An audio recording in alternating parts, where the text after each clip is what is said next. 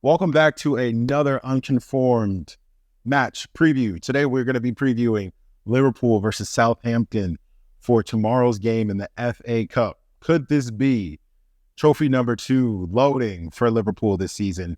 I sure in the hell hope so. So I've been reading a lot of comments online.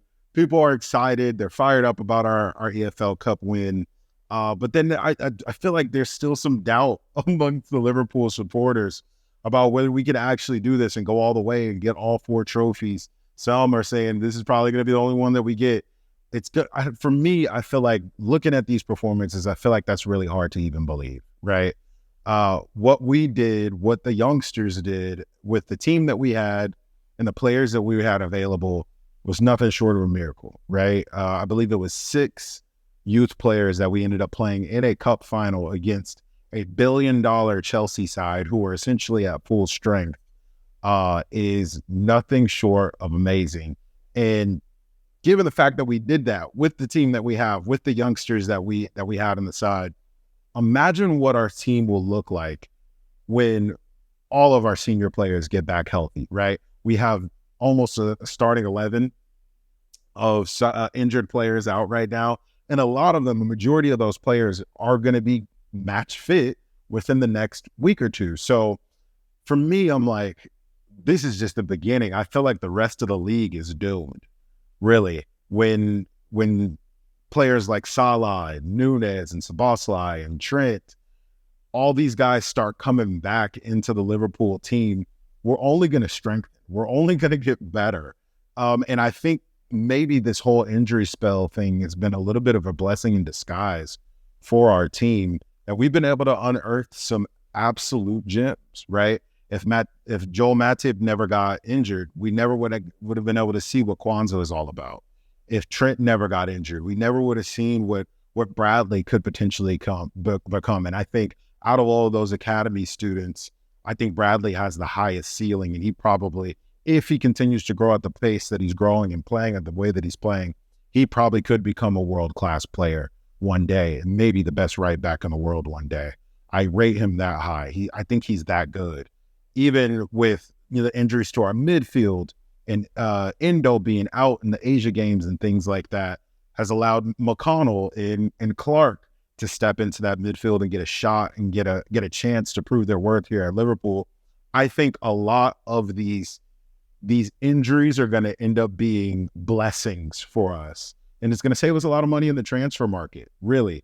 And now we've even unearthed a new gem in Jayden Danns, who I think will end up getting in the starting 11 for this game. So it's like, is this really a bad thing that these injuries happen when they did? I mean, we had our key players for important games. We've only lost 1 game, really, essentially this entire season. How can we say we're not in the running to win it all? It's hard to say that. When you look at everything that we've achieved and you've looked at everything that we've done this season, how could you ever even say that, nah, Liverpool aren't in the running for a quadruple? We definitely are. And I think now is the perfect time for us to kick it into another gear. Like I say in almost all my videos, I think winning a cup in the middle of the season is one of the best things that can happen to you as a football team. It kicks you on. It gives you the belief. It tells you that we can do this again and again and again and again. And if you look at Manchester City in the past 3 Premier League wins, they've won the past 3 Carabao Cups. They won the past 3 EFL Cups, right? So there's a correlation there. So I think this could be the start of something really cool. I think we'll get deep in the FA Cup if we don't make it to the final and win it. I'm a big believer in that. This will be a great opportunity for our young players to step out, show what they're about, especially after that big cup final win, with a lot of our senior players playing the full 90 plus extra time. They'll have an opportunity to get 90 minutes of FA Cup action underneath their belt. So there's probably going to be a little surprises with my predicted 11 for tomorrow. In goal, I'm going with Queeman Becker, or Queeman Callagher is what we want to call him. He's doing his best impersonation of Alisson Becker that I've seen. He says it all the time that he's the best number 2 goalkeeper in the world, and I 100% believe him. I don't think we're going to be able to keep a hold of him after this season. He's too good to be playing second fiddle to any keeper. I think Callagher has a really high ceiling. I think he's learned a lot from Allison being under his wing, and I think it's time for him to blossom and be a first choice keeper somewhere else. We're going to miss him big time. He's won some huge cups for us. He's won the past 2 EFL Cups for us, actually, which is absolutely insane to even say. There's not very many number 2 keepers can say that they've won cups for their team. Callagher is one of those guys, right? Connor Bradley, I think he's going to nail down that position on the right-hand side. I can't wait to see how he performs tomorrow. He's probably the most exciting player in the Liverpool side right now. I think there's going to be Kwanzaa back there with him. Virgil van Dijk is going to be in a partnership with Kwanzaa. Kwanzaa actually hasn't been getting a whole ton of game time lately, so I'm sure he will get into this side tomorrow. Tsimikas is getting back up to speed. He actually assisted in that game-winning goal in the FA Cup, and I think he will get that left-back spot. I think they'll rest Robbo. He played really hard. I think they'll rest Gomez. He also played super hard in that final as well, and give them a little bit of a break. I think Maka will come back into that midfield. I know Maka came off actually pretty early in the FA Cup final, which I was really surprised about that Klopp took him off so early. But I'd say so. I think Maka will come in for in that midfield. I'm gonna go with the surprise here. I think James McConnell is gonna end up getting that holding midfielder spot over Endo. Endo was at the end of that game. I think he covered the most yards out of any player from that last game, and his legs were stiff. At the end of that game, he could barely walk up the steps to get his trophy. I think he'll get a rest tomorrow, and I think McConnell will deputize for him. Clark looked great. He had tons of energy coming in extra time. I think Klopp will give him another shot in that midfield. I think that's going to be my midfield 3. Maka, McConnell, and Clark are going to be the midfield 3 for tomorrow. As for the forwards, we don't have a whole ton of options. I know Elliott ran his ass off in that final, but I think he gets back into this team. He'll probably come off a little bit early for some of these guys that I'll name on the bench, but I think he'll at least play the first 45. Jaden Dans will get an opportunity to get 90 minutes under his belt. He looked great coming off the bench, a lot of energy, almost scored a towering header in the FA Cup, but their opposition keeper, Chelsea's keeper, made an amazing save against him. I think this will be his opportunity to really show what he's worth, and it'll be his coming out party. I think Gakpo will get on the left wing, his favorite left wing position.